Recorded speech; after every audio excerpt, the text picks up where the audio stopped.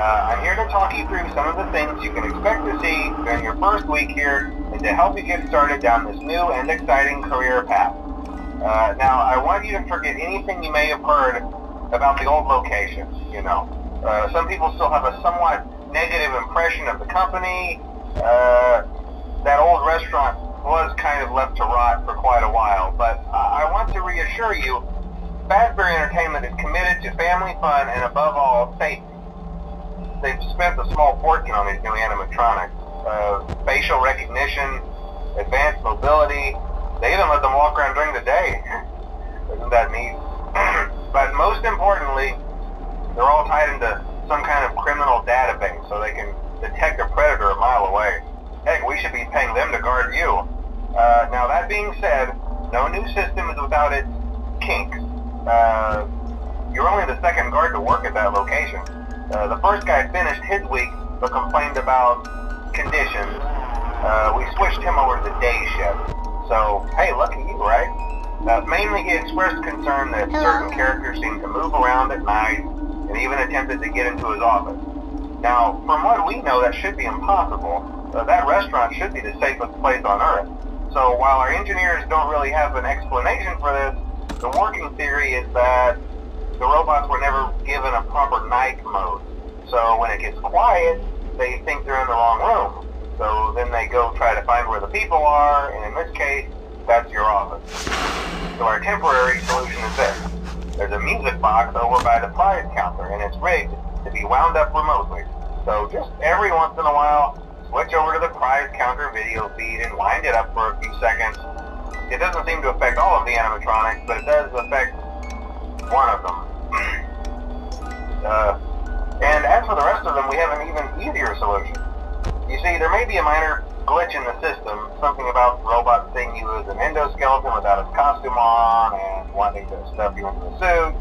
So hey, we've given you an empty Freddy Fazbear head. Problem solved. You can put it on any time and leave it on for as long as you want. Eventually anything that wandered in will wander back out. Something else worth mentioning is kind of the quartz modern design of the building. You may have noticed there are no doors for you to close. But hey, you have light, and even though your flashlight can run out of power, the building cannot. So don't worry about the place going dark. Well, I think that's it. You should be golden. Check the lights, put on the Freddy head if you need to. Keep the music box wound up. Piece of cake. Have a good night, and I'll talk to you tomorrow.